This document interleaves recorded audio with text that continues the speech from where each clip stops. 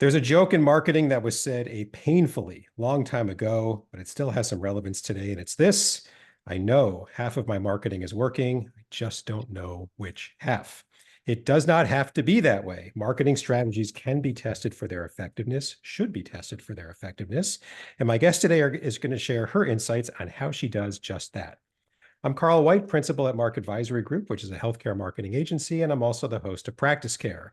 The mission for both is the same, and that's to help private practice owners stay private. It's usually what they want, but care is better when the provider of care also owns the practice, because then every decision that's got to get made, business, clinical, whatever it might be, is made by the people who have to turn around and take care of patients. And so we can just feel very confident that patient care, patient needs are always going to stay top of mind.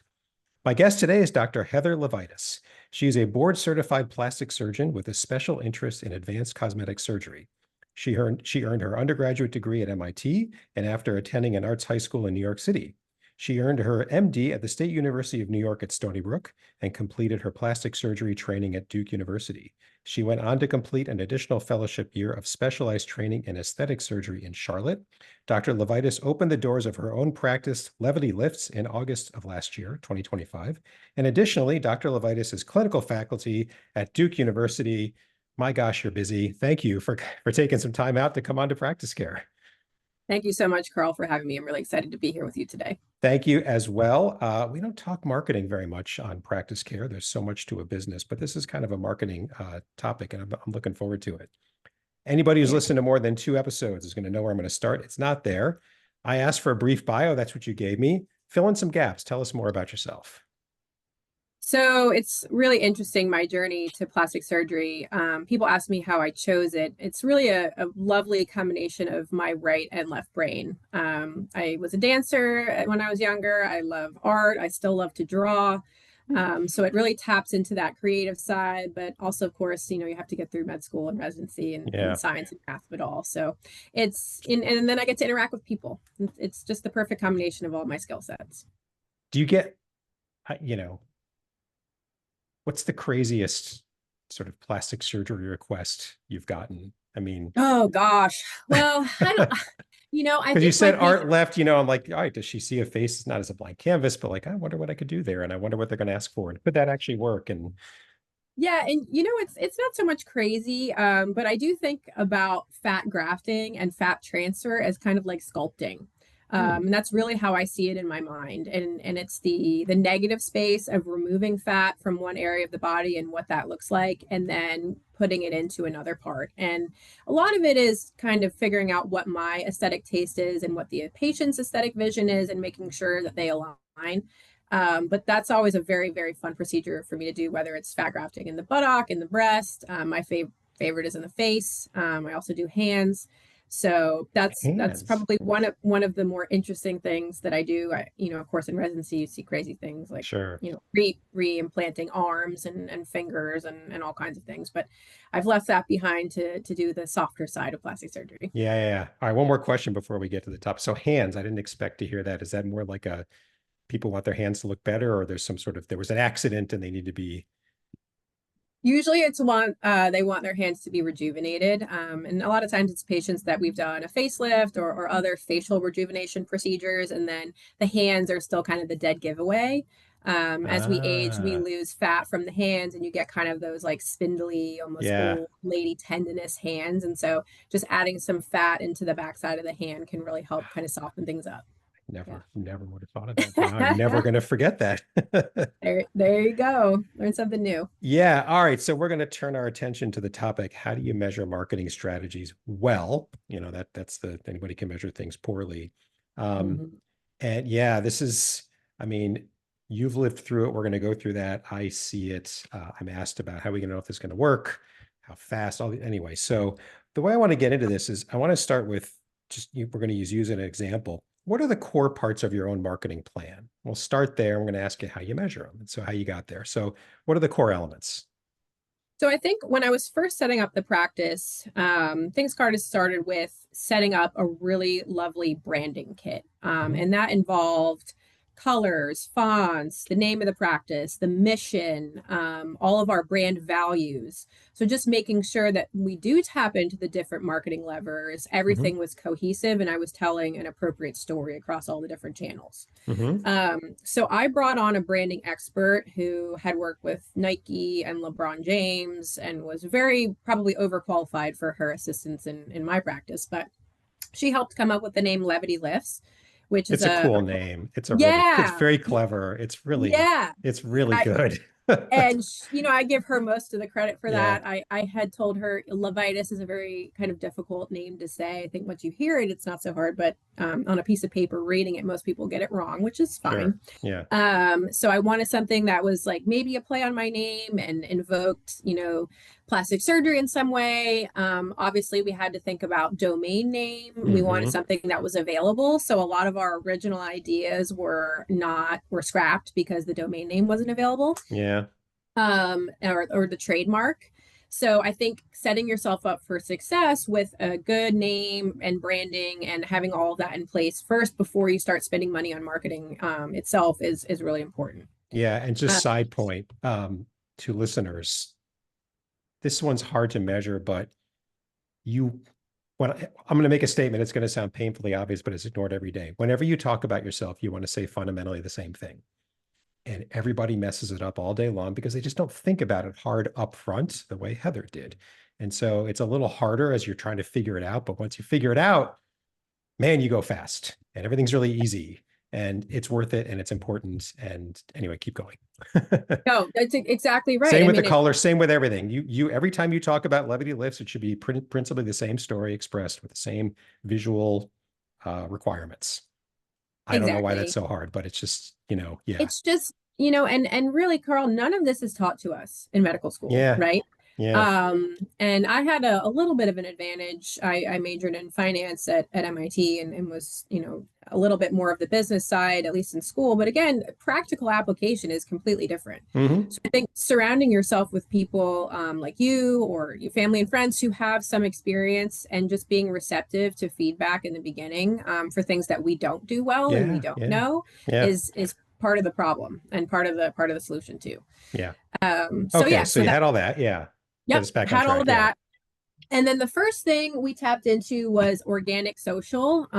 Well, website, I think that's a given. Having Yeah. a nice design that's user friendly for the website, that integrates all your brand values and things. You can pull from that in the future. So, and we'll come back to that. But Hmm. that's number one. And then number two was setting up our organic social channels. So making sure we have our domain name or our usernames on TikTok and YouTube and Instagram and Facebook, Hmm. and making sure all that is at least set up. And I think part of it too is organization, making sure those passwords are somewhere that it's easily accessible. I mean, there's just so many Oh my steps. God. Yeah. Side Yep, point, side comment number two. I didn't expect to make any of these. Listener, your Facebook page is a very valuable piece of property. Just because it's online doesn't diminish that. Same with your Google listing, same with all these other things. I've met more than one client, they don't know where it is, and some rando employee set it up. Imagine that person leaves and they take it with them. Would you ever let somebody, once they leave the practice, to keep the key to the front door? Of course you wouldn't. You'd recollect it. It's the same thing. It's the same thing. Please, valuable. Okay, keep going. I'm going to go no, ahead. 100%. I mean, Please, setting please, up your business please. hours on Google, on Yes. Apple, Yelp, Yes. like everything needs to Who be hosts your done. And website? I don't know. Who's got the login? I don't know. Oh my God. That's like your yeah. building's lease is owned by somebody else. It's that serious. So with all your other startup documents, I think it's really important that those are all kept in one Yeah. place. Yeah. And you are the owner of those passwords and that access. Now you can share access, you can give the passwords out to Grant, people who are yes. assisting you, but you need to be responsible for all of that because at the end of the day, it's on You you. own And them. to your point, if people leave, then I mean, to be frank, you're screwed. You're screwed. So Yeah. Better hope they um still like you. Yeah. I exactly. think I'll turn that off. I think I'm That's going to a whole shut that nother page down. Yeah, right. HR Separate conversation. episode. Separate episode. Lovely Lifts on HR coming soon. Oof. Okay, keep going. Yeah. Yes. So setting up our Facebook page, our Instagram. Those were kind of the first two. Hmm. And so, and in order to do that, you need some branding photos, right? You Hmm. need something to put on those pages. You need a headshot. You need pictures of your space, Hmm. pictures of your staff if you put Hmm. that on there. And in my world, before and after photos, which thankfully I'd had a library of to begin with. Hmm. And then in the beginning I tried to do that myself, and I think that I quickly realized that that's something that needed to be outsourced. Hmm. So I found a lovely new grad from NC State, which is local to me, who had majored in marketing, and she was, she has a bunch of different jobs, and she's great, and she comes in once a week, on Tuesdays, and Hmm. we film content with whatever patients are here. She has ideas that she's generated for the week, and she has a plan. So every month, she'll sit down at the beginning of the month and come up with what the posts are. And there are different buckets of posts. So everything looks cohesive. The messaging's the same. The hashtags are aligned. There's a combination of like some silly, kind of more trending things, and then Sure. there's meet Dr. Levites. So I think there's lots of different ways you can approach organic social, but this is where patients who find you from all these other channels that we're going to talk about will Hmm. do their deep dive into you Hmm. and your practice. Hmm. So I think that really needs to be a good reflection, almost like not to go too much into art, but that's your portfolio, right? Yeah. That's where you keep your work, that's where you Hmm. keep your brand, and so people can connect with you there. Hmm. So once we had our kind of organic social setup, we moved toward paid social. And now I don't know that that's necessarily where I would go if I was to do this again. But paid Facebook and Instagram advertising is successful, at least in my experience, at bringing in leads, but the quality of those leads is very poor. There are people that are shown these advertisements passively. Maybe they've searched something related to your industry, plastic surgery in my case. Maybe Yeah. they haven't. Maybe their friend has. Maybe they're just geolocated to your practice. But these are people who are just passively shown advertising, maybe respond to the inquiry, and then you call them the next day and they're like, "Who are you? Like, I didn't fill this out."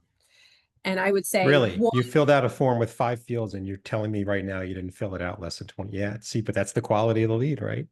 Yeah. yep, Oh my and God. I would shoot myself. Okay. But And okay. it's very frustrating for my front desk staff who are the ones that are calling these leads back. But it's a numbers game, right? So you may hear 9 people tell you that story, and then you have the 10th person, which is actually the numbers. In my experience, 1 in 10 will go, "Oh, okay, yeah, I did. Can I come to, I'd like to schedule a consult or whatever."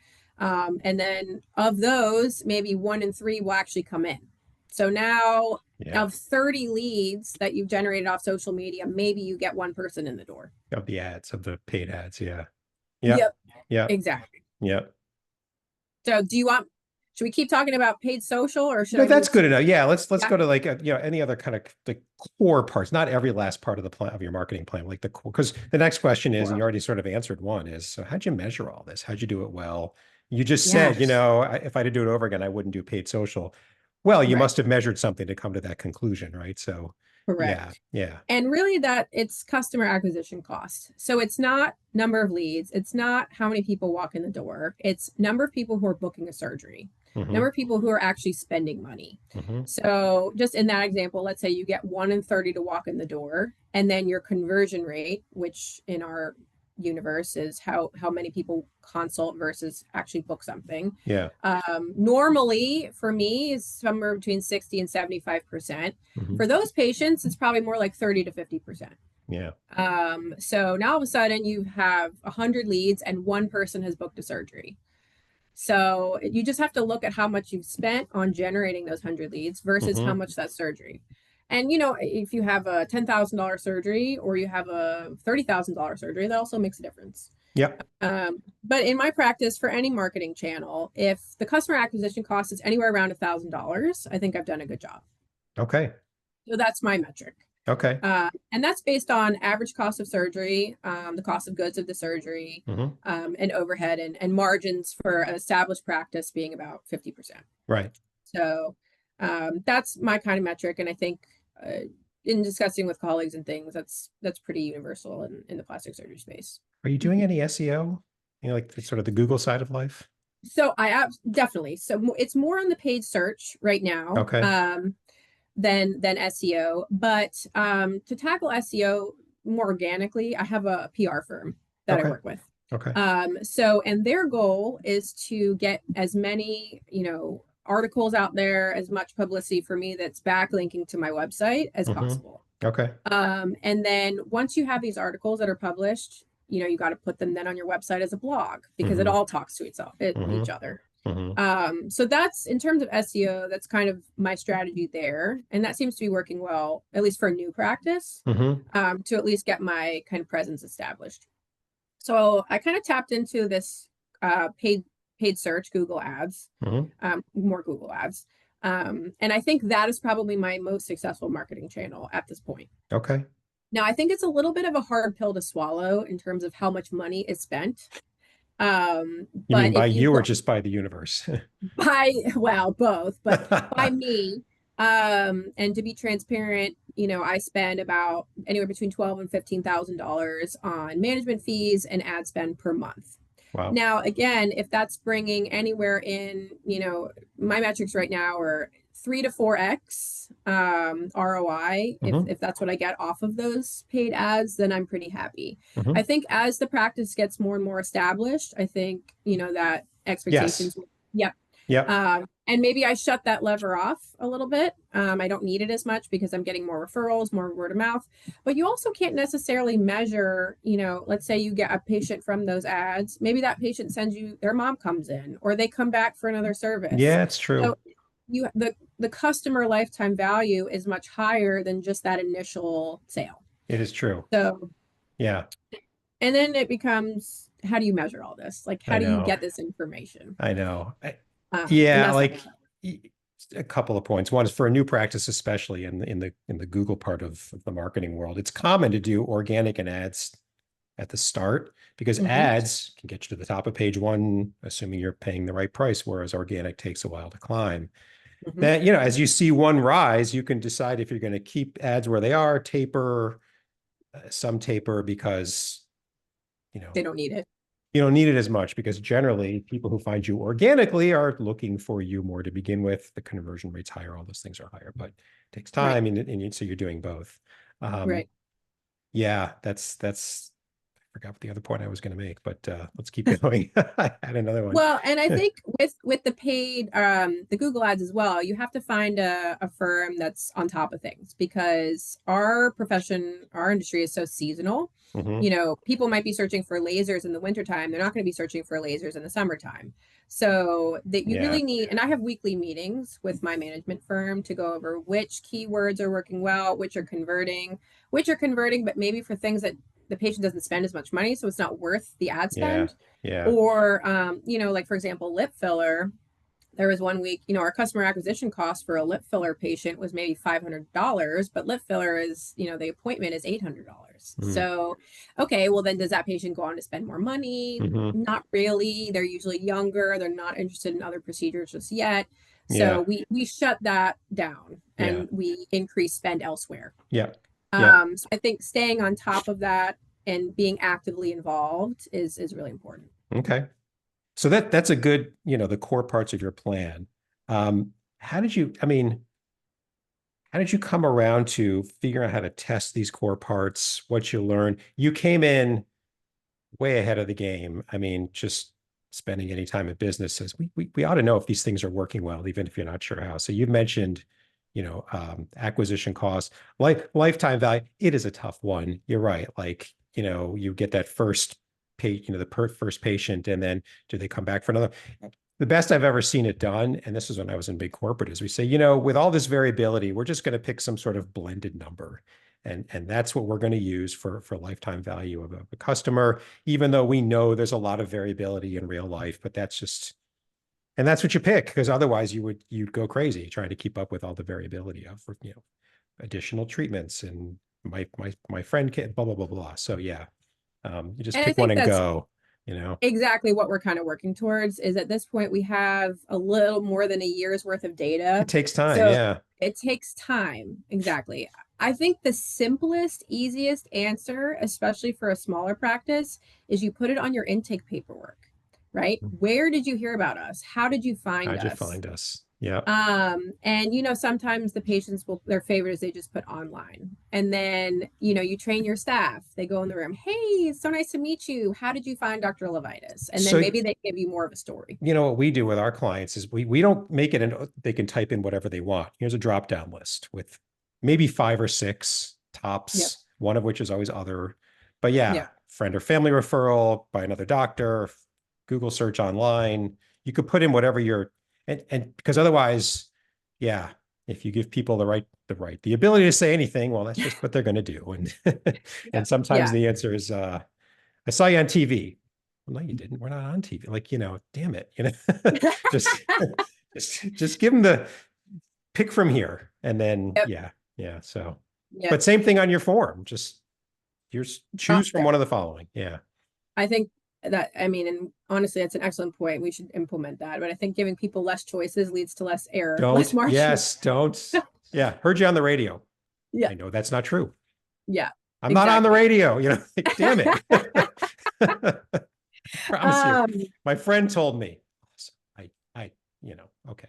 Yeah. All right. Keep going. I'll stop. and two, I think patients like to feel like they're part of the process, right? Everyone wants to feel like their feedback matters, and so making them say, "Oh, thank you so much." Like, we're trying all these different things, and it's nice to know how you found us. And then, Yes.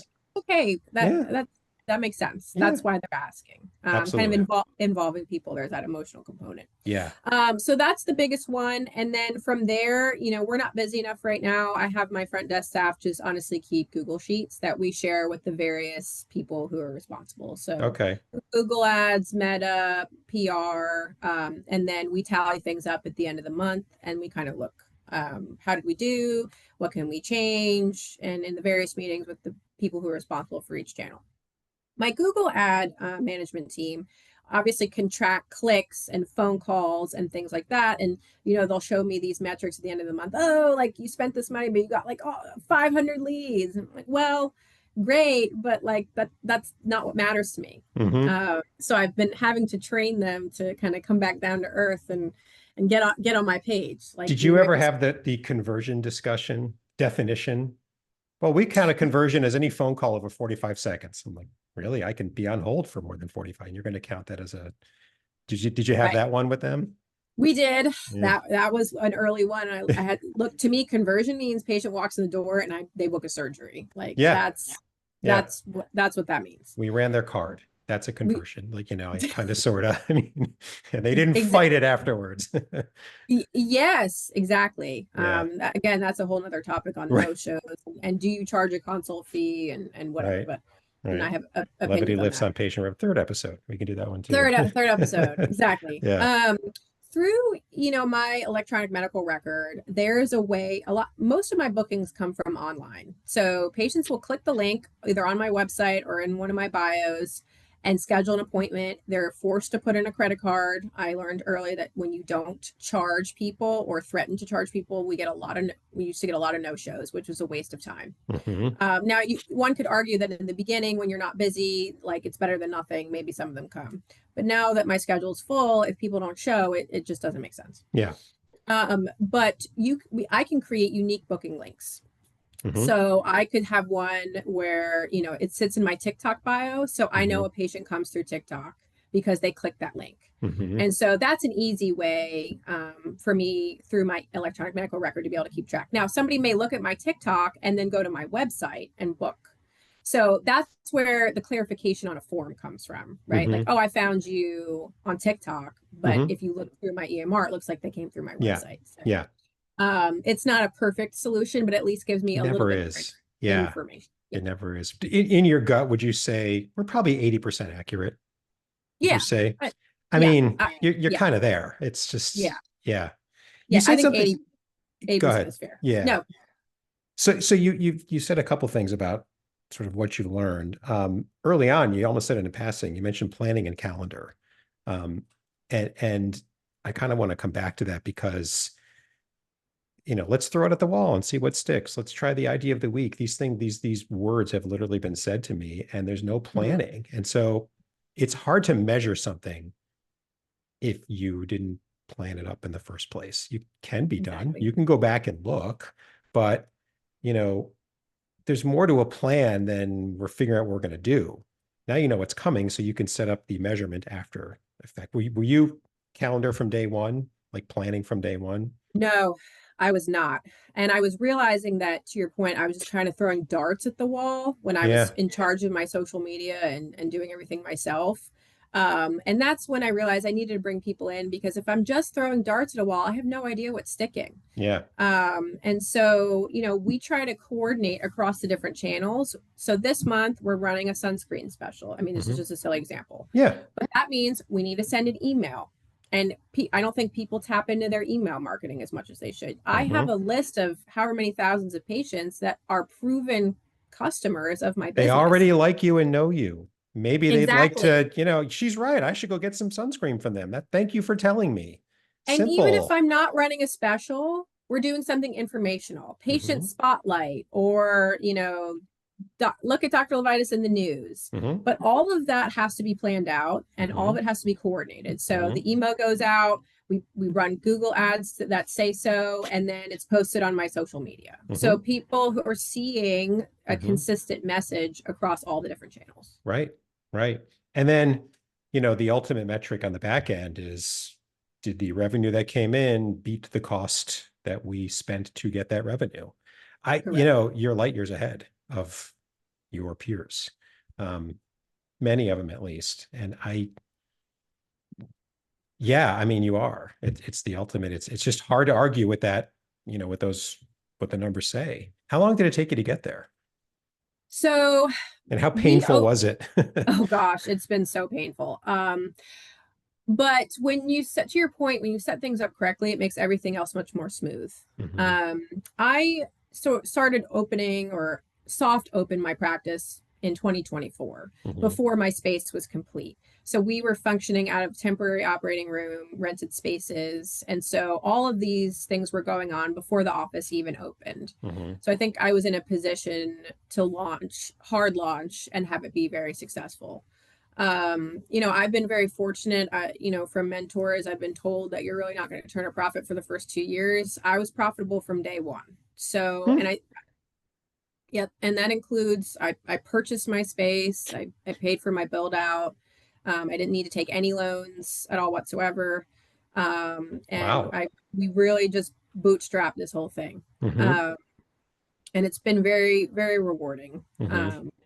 But I think it's because I swallowed my humble pie and realized that I could not do this myself, Hmm. and that I had to get help. And marketing is so critical, because if you don't have money coming in and you don't have patients, you're What's the not point? successful. Yeah. What's the point, Yeah. right? Yeah. And you've got to spend money to make money. Hmm. You've got to do it. And I think there are a lot of surgeons, a lot of my peers will say, oh no, my name, reputation, like I don't need to spend on.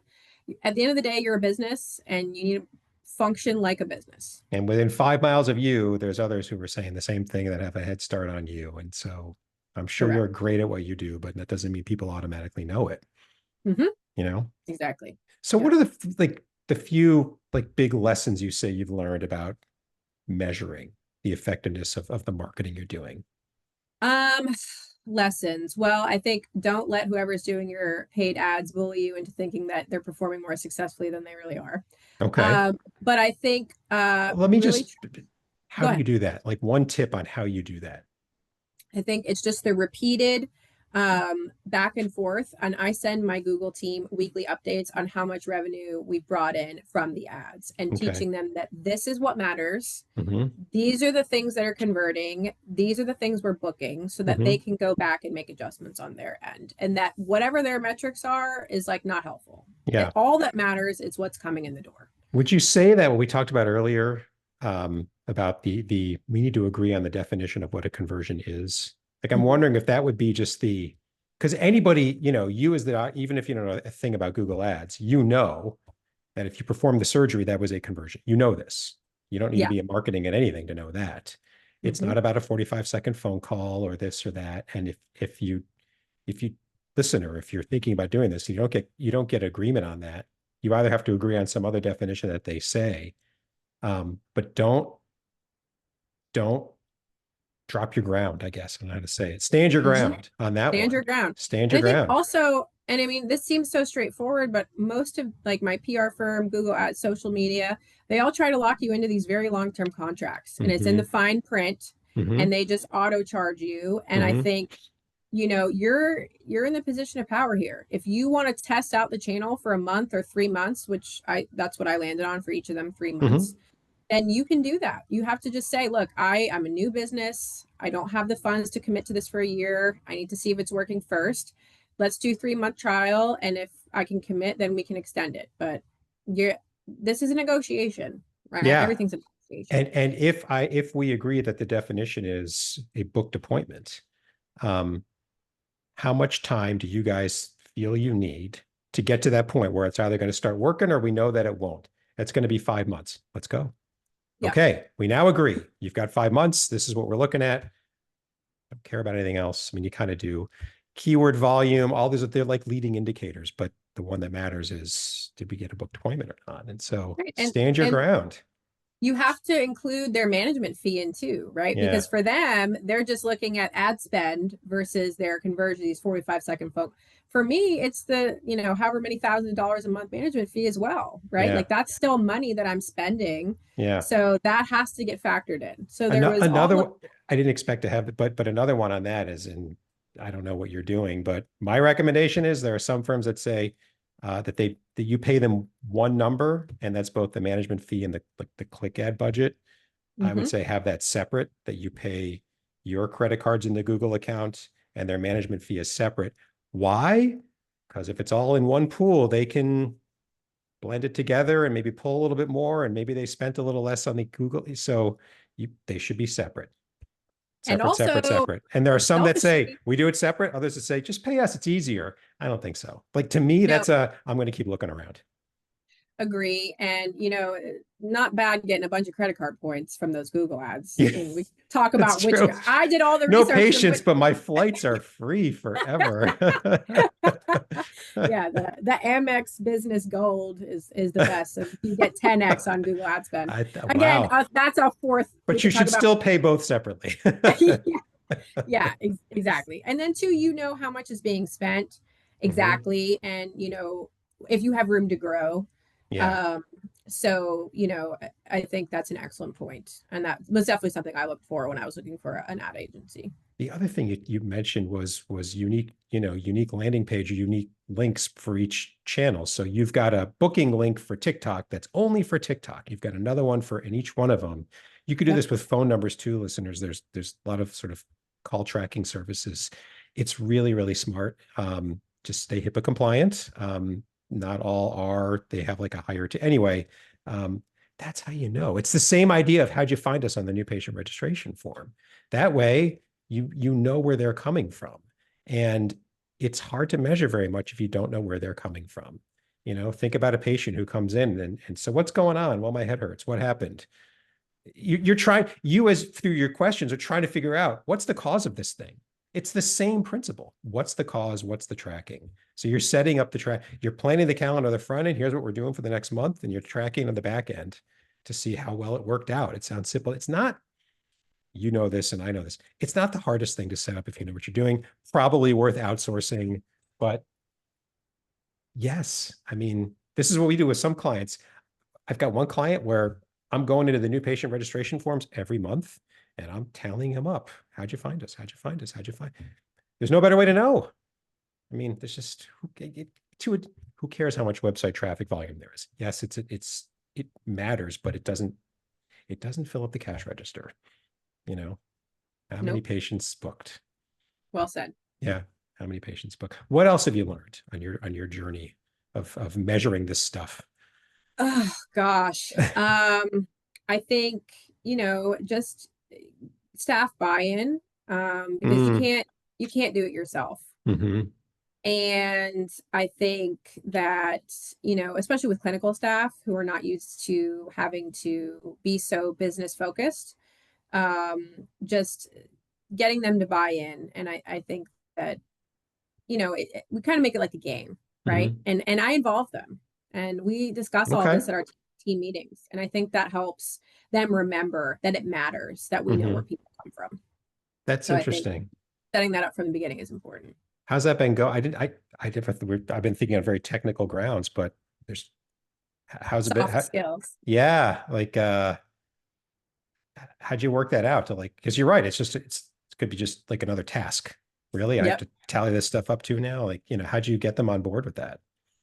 I think that involving them in the decision-making process is critical. Being Mm, transparent with them about what's going on, why you're doing certain things, makes them feel like they're really part of the team. yeah. And, they get excited. Oh, we got another one from Google, or this one came from TikTok, or she saw you on Spectrum News. Yeah. And I think getting them as excited as I get when we realize like something's working is really fun too. Yeah. It's interesting because then you've got more eyeballs on the plan. Yep. Maybe one of them says, still with TikTok, we haven't gotten anything in 2 months, or, I don't know. And you didn't know that, but they do. And so Yep. really, what's going on with TikTok? Yeah. Interesting. Mm-hmm. Yep. Interesting. Um, Anything else? Like, have you added, I'm thinking about your tech stack. I'm going to have to go deep dive in this, but you obviously have an EMR. Do you have Mm-hmm. other tech and systems that you're using to just on the marketing side, or can you pull what you need and with what you already have? Yeah, we use SendGrid Mm-hmm. and Twilio for Mm-hmm. our text message and email. Mm-hmm. What's interesting is we can send emails through our electronic medical record, but the graphic design of those emails is It's so bad. simple and Yeah. bad Yeah. that we get more people to open the emails when it comes from that Mm-hmm. channel, and Mm-hmm. less of them go to spam. And Mm-hmm. it's obviously integrated. We don't have to port the emails and the phone numbers over. Yeah. But they look so ugly Yeah. that I think Yeah. we've decided that it's worth it to send them over. And also we get better data. Mm-hmm. People who unsubscribe, like, oh, okay, well, the Meet Dr. Levitis, I'm just giving an example, series of emails is not going well. So um but yeah, so we use those two. Mm-hmm. That's pretty good. It's We not bad. we use for paid social, which again is not as much my favorite as paid Google, but we use a product called Plastic Surgeons of America. They integrate everything into a dashboard, so we get emails when leads come through, and you can say if you called them, how many times. They'll send Mm-hmm. reminder text message and things, and Mm-hmm. and there's a fee associated with that, but Sure. it's very user friendly. Mm-hmm. That's what we use there. I'm trying to think if there's any other tech that we use. I think that's honestly pretty much it. Obviously, our Google ad agency uses a They've lot of got their a lot own. of things on their end, but Right, right, right. no, we keep things pretty simple with our Excel spreadsheets and our Google Sheets that are encrypted, of course, because patient Yes. information. But Yes. um, and working at a bank for however many years I did before I went to med school was very helpful with data manipulation. So Security. Yeah, right. Yeah. and security, yeah. Pivot So table like no other. Yes. yep. Yeah. Uh, we have covered a lot, but is there anything you think that we missed that we should have hit on or I should have asked you about, but we just didn't get to? And this may be very niche to plastic surgery, but I get a lot of questions around influencer marketing. Mm, mm-hmm, And mm, my opinion there is it's not worth it. And I mm-hmm, feel pretty strongly about that. I have had some more local and more national influencers that we've worked with. And I think, even someone who's got 50,000 followers on Instagram, we're lucky if we get one patient from them. mm-hmm. So you've Um, tried it. I have. I've Okay. tried it. I and other influencers I've gotten no patients from. Do I think it's a bad idea to have them come in, schedule surgery, and give them a little discount? Sure. It's not going to hurt you, but I don't think it's a channel that is particularly successful. Yeah. It sounds cool. We got this famous person. They came in, they had a service or whatever, and that's amazing. Maybe it gives you some credibility to patients who wouldn't have booked, but they saw that I operated on so and so. Yeah. But I don't think it's the first lever you should be pulling. It makes me wonder. So there's an influencer who lives, reasonably close to your office. My head of those 50,000 followers. So how many of them live within 20 miles of me? Mm-hmm. I wonder. Well, Right. 20. The rest are up. what am I, that doesn't really help me. So No, I don't no, know. I yeah, don't even know if they know exactly. that. I don't even know if I doubt they do. Yeah, they have some information on gender, age, and just like general demographics, but I don't know that they have location specific information. Yeah. Um, so I don't think it sounds good. You Yeah. see all these brands that have these famous celebrities. Sure, if you've got a Serena Williams that's wants to speak for your medication, that's probably worth it. But if it's not Yeah. somebody of that caliber, it's probably not going to be very successful. Yeah. It's never come up with our clients. And I would imagine myself saying if it did, um, who's the influencer and what proportion of their audience, of their follower base is around here because you're local. If you have a national product or I don't know, something, totally different discussion. But Hmm. how many of them, if they can't tell you, let's go for it, but I don't know what we're going to get out of it. So yeah, Exactly. it's just the Yeah. target market. Yep. Where would you advise a practice to get started? So we've caught their attention. I mean this in a nice way. They're not like you. They don't have the background. They don't have the instinct, the prior history of setting up tracking structure. They're a good doctor and they've got a pretty good practice, but Hmm. they just, this has vexed them. Where would you recommend somebody get started on just measuring the effectiveness of what they're doing? I think even before that, you need to make sure your brand is tightened. Yeah. So if you've not worked on your brand, bringing in someone who is an expert at branding or a consultant for your brand to get things tightened up is Hmm. not a bad place to start. And usually, people who are in that world have contacts or local contacts for some of these other things that we've been talking about. Hmm. They may know the best Google ad agency. They may know the best people to go to for social or, whatever it is. Hmm. And having them all coordinate and talk to one another is nice. But I think if you don't have your brand tight and you don't have your message clear, that's not a bad place to start. Okay. But what about on the measuring side? Oh, the Let's, measuring side. yeah, yeah, Yeah, I think, whatever your electronic medical record is, I would make sure you are utilizing whatever resources are available to you through that. Like, do they have a marketing function of some sort? Is yeah. there something you could be using to help you track that you're not doing? Yeah. Obviously, we talked about on your intake paperwork, how important that is. And then Mhm. just setting up a spreadsheet for a designated person to be responsible for filling out every week. Hey, Yeah. like, we booked all these things, we got all these patients, like, did you update it? Did you tally the numbers? Yeah. And I think if you let it run away from you, then it just gets really lost. Yeah. I think staff buy-in, tapping into whatever resources you have in your electronic medical record are not other bad places to start. Yeah. I would add, I want to go back to what you said about like the customer lifetime value. Mhm. You should have this. And what is that? That's the amount of money that a new patient spends over time, their lifetime of with you and their value. And we won't get into the net present value of it, but just take, so if you're a pediatrics practice, you get a newborn, there's the first year of all those visits, then there's the subsequent years until they leave they age out at age 18 or whatever, tally it up and go, that's about what it is for that. I imagine for you, for the different treatments you do you have a CLV for each of your various treatments, Yeah, right? So because they're different enough where it matters. Lip fillers are very right. different from a hand Facelift. reconstruct, yeah, Yeah. a facelift, Yeah. yeah, very different. So that matters. But have that, and then because then you could start. What are we spending? What's the break even? How many new patients do we need just to pay for this spend that we're? And then what are you spending? And start there, because things get pretty clear when you start to say, well, wait a second, we're spending that. We only get this. So it's just the numbers don't lie. Um, No, they do not. no. Well, thank you for coming on. Thanks for telling your story and sharing some really specific information about what you're doing and how you're doing it. I really, really appreciate it. Yeah, of course. It's a pleasure. Lovely conversation. I learned a lot. Yes, yes. And maybe we'll have you back for the HR version and I forget what Oh the other one boy. was. That one will get exciting. Yeah, it'll get something. So we've got you supply contact information. We're going to get those into the show notes for this episode. So anyone that gets wants to get a hold of you has now this way to do so. 2 points before we wrap up. First, if you are like Dr. Levitis and you are a private practice owner and you've got some experience on the business side, or you're like us and you serve private practice owners and you've got some experience, either way, we want you to come on Practice Care and share your experience with the world. Don't overthink what you think you've figured out. You might think it's dumb and boring and stupid. It is not something that you have forgotten about. Others are struggling with. So in the show notes of every episode, including this one, there's a link, a couple of clicks, take you a second, tell us what's on your mind, and we'll get you scheduled as soon as possible. And finally, please subscribe to Practice Care if you haven't yet. That's one word. We're everywhere. We're easy to find. One new episode a week. The easiest way to stay up to date is to subscribe. Thanks very much, and until next time.